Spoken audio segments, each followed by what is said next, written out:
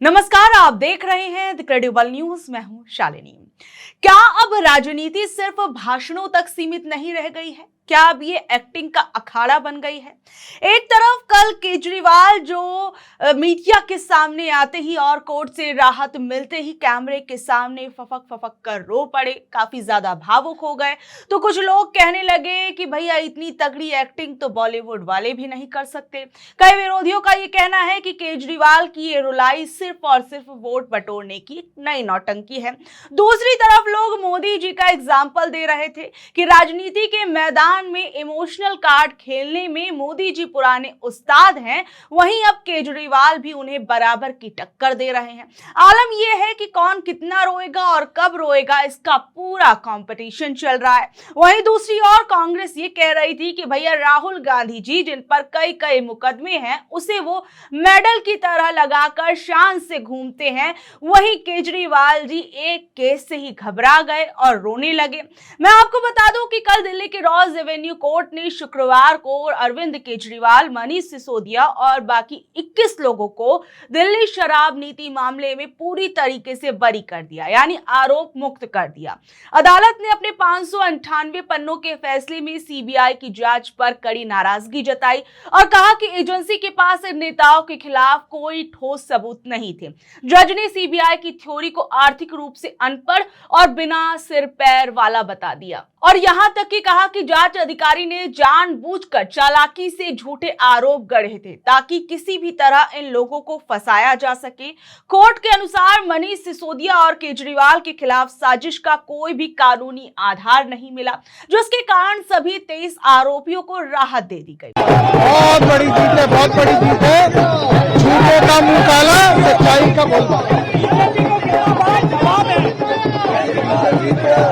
बहुत बड़ा जवाब है। इन लोगों ने एक छोटी सी सरकार को गिराने के लिए एक ईमानदार आदमी के ऊपर झूठे आरोप लगाए, कीचड़ उछाली, उसको बदनाम किया, ह्यूमिलेट किया, उसको बेचारे को जेल में भेजा।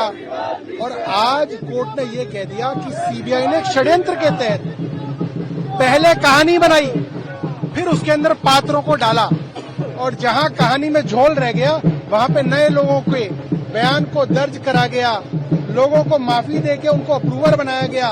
ये पूरा का पूरा जो गोलमाल है उसके लिए सीबीआई के अफसरों के ऊपर बहुत बड़ी जांच होगी। ये जो है कोर्ट का आदेश है। भ्रम फैलाया गया था दिल्ली की जनता के मन में, कहीं न कहीं वो भूल भटकी। अब देखिए, दिल्ली की जनता तो एक साल से समझ गई थी, दिल्ली की जनता के साथ धोखा किया, मगर आज पूरे देश को समझ में आ गया कैसे इन्होंने एक ईमानदार आदमी को बदनाम किया। पूरे देश भर में एक मैसेज है, बहुत बड़ा मैसेज है, बहुत बड़ा मैसेज है, देश के हर ईमानदार आदमी के लिए मैसेज है। देखिए, ये फैसला एक तरफ जहां इस बात को साबित करता है कि अरविंद केजरीवाल एक कट्टर ईमानदार नेता हैं, एक ऐसे मुख्यमंत्री जिन्होंने ईमानदारी से दिल्ली के लोगों की, देश के लोगों की सेवा की। अरविंद केजरीवाल और मनीष सिसोदिया ने शिक्षा, स्वास्थ्य में अनुकरणीय काम किया। आपने उस सरकार को बदनाम किया, साजिश करके बदनाम किया। प्रधानमंत्री जी ने एक षड्यंत्र रचा आम आदमी पार्टी के खिलाफ, केजरीवाल जी के खिलाफ, मनीष सिसोदिया के खिलाफ, हमारे तमाम नेताओं के खिलाफ, हम लोगों को जेल में डाला। लेकिन आज इस फैसले ने यह साबित किया है कि प्रधानमंत्री दरअसल देश का विनाश चाहते हैं, विकास नहीं चाहते। उन्होंने जानबूझकर एक अच्छी सरकार को अस्थिर किया और बदनाम किया। सत्य परेशान जरूर हो सकता है, पराजित नहीं हो सकता। और आज जो फैसला राउज एवेन्यू कोर्ट से आया है वो तो ये बताता है कि सीबीआई के पास कुछ था ही नहीं। हम लोग बार बार कहते थे कि भाई क्या बरामद हुआ केजरीवाल जी के पास, क्या बरामद हुआ मनीष सिसोदिया के पास, कोई रुपया मिला हो, जमीन मिली हो, गहना मिला हो, सोना मिला हो, कोई बात नहीं सुनी गई। खूब बदनाम किया गया, जितना बदनाम कर सकते थे किया गया। लेकिन अंत में सत्य की जीत होती है और आज सबके लिए एक बहुत खुशी का और भावुक पल है, खासतौर से केजरीवाल जी के परिवार के लिए, हम सबके परिवारों के लिए, हमारे समर्थकों के लिए, इस देश के लोगों के लिए जो एक ईमानदार और अच्छी पार्टी चाहते हैं, एक ईमानदार और अच्छी राजनीति चाहते हैं। एक ऐसा नेता चाहते हैं जो शिक्षा पे, स्वास्थ्य पे, बिजली पे, पानी पे, उनकी जिंदगी में बदलाव के लिए काम करे। तो आज उस नेता की ईमानदारी पर कोर्ट ने मोहर लगाई है। हालांकि राहत मिलने के कुछ ही घंटों के भीतर सीबीआई ने दिल्ली हाई कोर्ट में अपील कर दी। सीबीआई का कहना है कि निचली अदालत ने उनके सबूतों और जांच के अहम हिस्सों को ठीक से नहीं समझा और जल्दबाजी में फैसला सुना दिया। अब ये पूरा मामला हाई कोर्ट की समीक्षा के अधीन है। अगर हाई कोर्ट को लगता है कि निचली अदालत का फैसला सही था तो केजरीवाल और उनकी टीम के लिए ये बड़ी जीत होगी। लेकिन अगर हाई कोर्ट सीबीआई की दलीलों को मान लेता है तो ये केस फिर से शुरू हो सकता है और आरोपियों की मुश्किलें दोबारा बढ़ सकती हैं। वहीं दूसरी ओर मैं आपको बता दूं कि कांग्रेस पार्टी के नेता पवन खेड़ा, उन्होंने ये आरोप लगाया कि ये सब भारतीय जनता पार्टी की एक सोची समझी साजिश का हिस्सा है। उन्होंने कहा कि बीजेपी का एकमात्र लक्ष्य कांग्रेस मुक्त भारत बनाना है और इसी मकसद को पूरा करने के लिए उन्होंने केजरीवाल और उनकी टीम को क्लीन चिट दिलवाई है। खेड़ा का कहना है कि बीजेपी चाहती है कि आम आदमी पार्टी पंजाब और तमिलनाडु जैसे राज्यों में चुनाव लड़े ताकि कांग्रेस के वोटों को नुकसान हो सके और उन्होंने तंज कसते हुए कहा कि केजरीवाल को आने वाले चुनावों में फायदा पहुंचाने के लिए बीजेपी ने जानबूझकर उन्हें धो पोंछकर साफ कर दिया है। वहीं इस पूरे के पूरे मामले में कई राजनीतिक प्रतिक्रियाएं जो है वो सामने आ रही हैं। बीजेपी पार्टी की तरफ से भी बहुत कुछ कहा जा रहा है, वहीं कांग्रेस पार्टी के नेता भी इस पूरे मामले पर अपने बयान दे रहे हैं। सब लोग क्या कुछ कह रहे हैं जरा उन्हें सुनिए। मैं कहना चाहता हूं केजरीवाल जी से, कांग्रेस ने इसमें बहुत स्पष्ट कहा है, हम अन्याय के खिलाफ लड़ते रहेंगे और कोई एक मुकदमे पे रोएंगे नहीं। हम पर तो राहुल गांधी पे तो 40-40 मुकदमे, हम दृढ़ता से सामना करेंगे।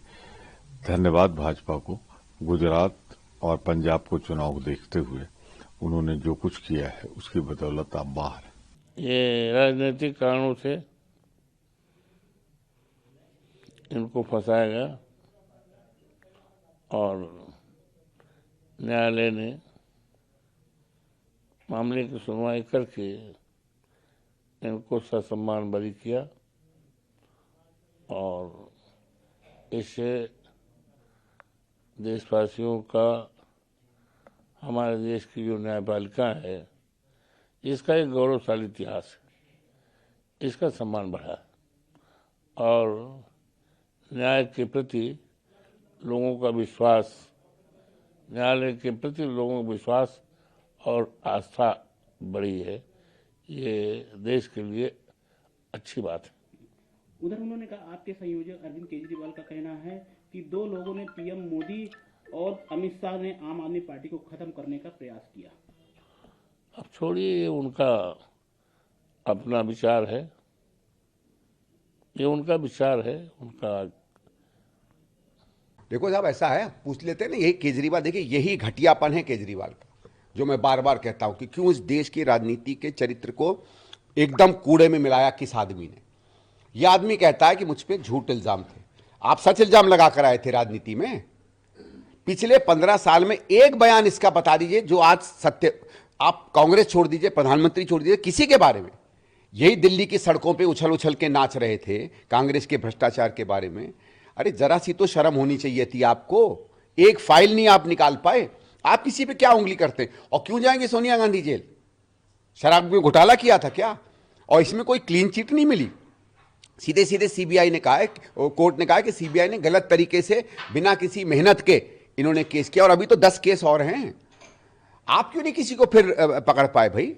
आपने 3-4 साल दिल्ली की सड़कों में उछल उछल के कहा कांग्रेस के भ्रष्टाचार के बारे में, कौन सी फाइलें घुमाते रहे, कहां गई वो फाइलें जब आप 10 साल मुख्यमंत्री थे? बता दीजिए ना, एक कागज निकाल दीजिए हमारे लिए। सफेद झूठ जो आदमी बोलता है वो किसी पर उंगली नहीं उठा सकता, ठीक है? और इतना याद रख लें केजरीवाल जी, सबको पता है आप किस सांठगांठ में चल रहे हैं। जैसे मैंने कल भी सवेरे कहा था कि, और मुझे यही आशंका थी कि यही रिजल्ट आएगा, क्योंकि हमको पता चल गया था लोगों से कि आपस में इनके संबंध बन गए हैं। गुजरात से सीधे सीधे खबरें आ रही हैं कि वहां ये केवल और केवल बीजेपी को जिताने के लिए काम कर रहे हैं। गोवा से यही खबरें आ रही हैं, उत्तराखंड से ये खबरें आ रही हैं। पूरे देश को पता, बल्कि मेरे इस बयान के बाद इतने गुजरात के लोगों ने मुझे फ़ोन करके कहा कि आप और बयान दीजिए, गुजरात के लिए बहुत ज़रूरी है, ये आदमी क्या कर रहा है। पूरा देश जानता है कि आप बीजेपी की बी टीम हो। जैसे हमने कहा, जब तक बीजेपी को इनकी जरूरत थी, इन्होंने कुछ नहीं किया दिल्ली में। फिर उनको लालच आया कि अब दिल्ली का भी राजपाट हमें करना चाहिए, तो उन्होंने इनके ऊपर करप्शन के केस खोल दिए। अब दिल्ली में उनका राज हो गया है, और कोई अरविंद केजरीवाल के कहने से तो बाई इलेक्शन होंगे नहीं।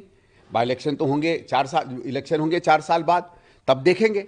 4 साल इनको दिल्ली में जरूरत नहीं है उनको बदनाम करने की। लेकिन अगर उनको बदनाम करेंगे तो हो सकता है पंजाब जो एज इट इज हार रहे हैं और बुरी तरह हार जाए आम आदमी पार्टी। गुजरात में जो उनको लगता है कि 7-8% करके कांग्रेस का वोट काटेंगे, वो कहां से काटेंगे? तो ये हुआ कि नहीं, इनको इज्जत दे देते हैं, है तो हमारी ही टीम, जिस दिन हम चाहेंगे फिर केस लाद देंगे।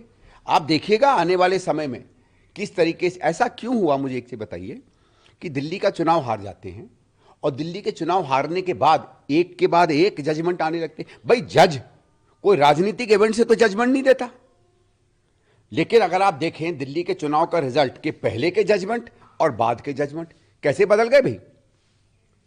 ये इतना बड़ा कोइंसिडेंस हो गया कि पहले एक के बाद एक इनके खिलाफ गलतियां मिलती चली गई और चुनाव हन के हारने के बाद एक में ये बरी होते चले गए। और मैं इसमें अभी भी कहता हूं, जो मैंने कल बात कही थी, बात ये नहीं है कि जज सही हैं कि गलत हैं। भारतीय जनता पार्टी के पास एक बहुत बड़ा कानून का हथियार है, उनके लॉयर, जिसको पब्लिक प्रोसिक्यूटर कहते हैं। उन्हें ऊपर से आदेश आ जाता है कि अब आप इस तरीके की दलील दो कि इंसान जेल में रहे, या इस तरीके की दलील दो कि वो जेल के बाहर हो जाए। देखिए, मैं ये कहना चाहती हूँ कि ये अभी लोअर कोर्ट का डिसीजन या उनकी सेइंग्स हो सकती है, और हम सब जानते हैं कि जब ये सारा मामला उठा था तो किस तरीके से सबूतों के साथ उन्होंने छेड़छाड़ करी। 150 मोबाइल जो है उन्होंने खत्म करने की कोशिश की, सारा उसका डाटा उड़ा दिया गया। अगर वो सही थे, आज जितने घड़ियाली आंसू वो दिखा रहे हैं, ईमानदारी की, कट्टर ईमानदारी की बातें कर रहे हैं, तो मैं उनसे कुछ प्रश्न पूछना चाहती हूँ। अगर वो सही थे तो क्यों जैसे ही जांच शुरू हुई तो उन्होंने अपनी ये लीकर पॉलिसी को विड्रॉ कर लिया, तुरंत वापस किया? अगर वो सही थे तो ऐसा क्यों किया गया? अगर वो ये कह सकते हैं कि एक के साथ एक दारू की बोतल देना दिल्ली के लिए सही था क्या? ये तो प्रक्रिया है। अभी तो जब किसी एक कोर्ट का कोई भी ऑर्डर होता है, अगर गलती ऑर्डर हो जाता है तो उसको फिर बड़ा कोर्ट या बड़ा बेंच में उसको करेक्ट किया जाता है। ये जुडिशरी जो प्रोसेस ही ऐसा है। अगर कोई निचले स्तर का कोर्ट किसी तरह से अगर गलती हो गया या गलत जजमेंट दे दिया या तथ्यों का अच्छा से मूल्यांकन नहीं हो पाया, तो उसका अपील होता है, फिर उसका करेक्शन होता है, करेक्ट जजमेंट दिया जाता है। जुडिशियल ऑर्डर जो होता है उसमें मुझे टिप्पणी करने का नहीं है। केजरीवाल जी कह रहे हैं कि इसमें पीएम मोदी और अमित शाह, अरे उसका कहने से क्या होगा, वो तो ऐसे हवा में कहते रहते हैं अरविंद केजरीवाल जी। हम लोग उसको कितने साल से हम लोग सुनते हैं, उसका कोई भरोसा नहीं है। ऐसे कहते हैं, अभी तो राजनीतिक दृष्टि से भी पूरा हास्य उसमें चले गए हैं, तो वो तो कहेंगे ना। तो प्रधानमंत्री मोदी जी को गाली देकर के वो अपने आप को न्यूज में रहना चाहते हैं, तो मना तो नहीं कर सकते हैं। लोकतंत्र है, बोलने का आजादी है, मैं उनके आजादी को तो छीन नहीं सकता हूँ। बहरहाल अब आप लोग इस बारे में क्या कुछ कहेंगे, नीचे दिए कमेंट बॉक्स में अपनी राय जरूर बताइएगा, और ऐसी अपडेट से जुड़े रहने के लिए देखते रहिए द क्रेडिबल न्यूज। मैं हूं शालिनी, धन्यवाद।